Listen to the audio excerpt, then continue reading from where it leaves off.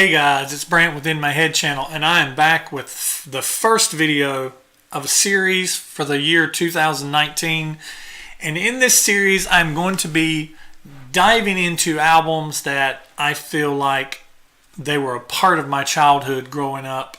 And I was, in the beginning of 1980, I was 10 years old, and my birthday's in April, so I turned 11 shortly after the beginning of the year. And so by the time we got to 1989 into the 90s, I was 20. So during my formative years of music listening, my teenage years was the 80s, and I was so blessed to have grown up during the 80s. So I'm going to make a series of short videos. It's going to be very short, and I'm going to feature an album in chronological order that affected me and that I just really dug during the 80s. And these are going to be off the cuff, so you're just going to bear with me. They're going to be a little different than what you've seen me do before. And I'm doing them in chronological order. So I do have a list. I did make a video about it, and I've added some to it. And so if you go back and look at my other videos, you'll see me talking about what videos what 1980s albums I'm going to be reviewing. But I got this in the mail today, and I know what this is. So I figured, you know what? I'll just open it on camera. But I know what this is, and so we'll reveal what the first album that I'm going to be reviewing is. Of course, you'll be able to tell from the title, of course. But you'll be able to tell from the title. I just thought about that. Derp. Anyway, let's get into this. I don't actually own this album. Until now. I've had it on CD before. I've had it on cassette before. Never had it on album. And this actually wasn't the first album I had by this band. I actually also had Dirty Deeds Done Dirt Cheap was the first album I had from them.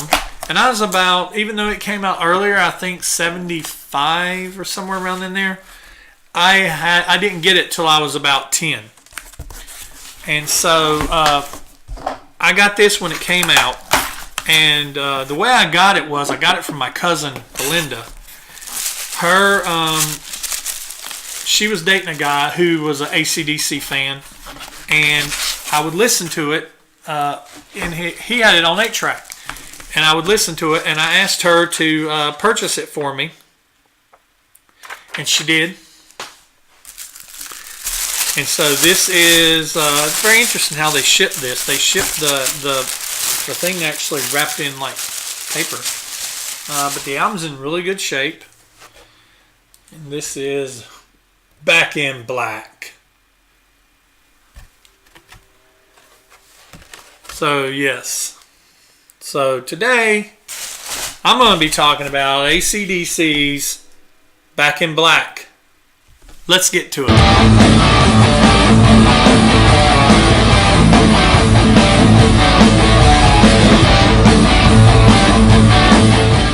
So Back in Black, what it means to me. Let's look at this packaging real quick. Like I said, I've never owned this. It's got the kind of embossed AC/DC there that you can see. It's kind of a flat black. This is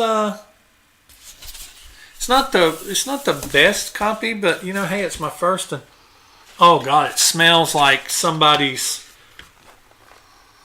I love that smell. You people who have albums, you know what smell I'm talking about. It smells like your grandmother's house. It's just so good. Or an old bookstore. But these videos are more about reminiscing than so much talking about the album. There's a double dust sleeve. There's this white thing in here, and then there's this. And then the back. It's really cool. The album looks to be in really good shape. But anyway, AC/DC Back in Black. Like I said, I was about 11 years old when this album came out. And my cousin Belinda got it and got it for me, and I started listening to it. And I remember Dirty Deeds Done Dirt Cheap. I remember that album, and I remember the song. The song I remember the most off that album was Big Balls. And I just always thought that was so funny, the wordplay that's in Big Balls and everything. I've got big balls, and he's got big balls, and she's got big balls. But I just always loved AC/DC. I'm not a huge AC/DC fan, but I do appreciate 3 of their albums. The Dirty Deeds Done Dirt Cheap, this album, and For Those About to Rock. And I've owned all 3 of those albums at one point in time. I can't say that I've ever owned any other AC/DC album, but I have owned those 3. So, tracks on this album. Of course, we got Hell's Bells and Shoot to Thrill. What Do You Do for Money? Giving the Dog a Bone. Let Me Put My Lovin' to You. Back in Black. Shook Me All Night Long. Have a Drink on Me. Shake a Leg. Rock and Roll Ain't Noise Pollution. Man, I mean, there is not a bad song on this album. I mean, there's really not a bad song on it. It's just amazing. It was produced by Mutt Lange. Let's get into a little of the technical stuff here. I did say I would throw in some technical stuff. It was recorded from April to May of 1980. It was released July the 25th, 1980. And it's their 7th album. The album that was before this one was Highway to Hell. Of course, the last album with Bon Scott. And the album after this one was For Those About to Rock, which came out in 1981, which I got when I was 12. I don't know if I'd said in my video if I was going to review that one or not, and I'm still on the fence about whether I'm actually going to review it or not, because between the 3 of those albums I've talked about, between this one, Dirty Deeds, and For Those About to Rock, Back in Black is hands down my favorite album.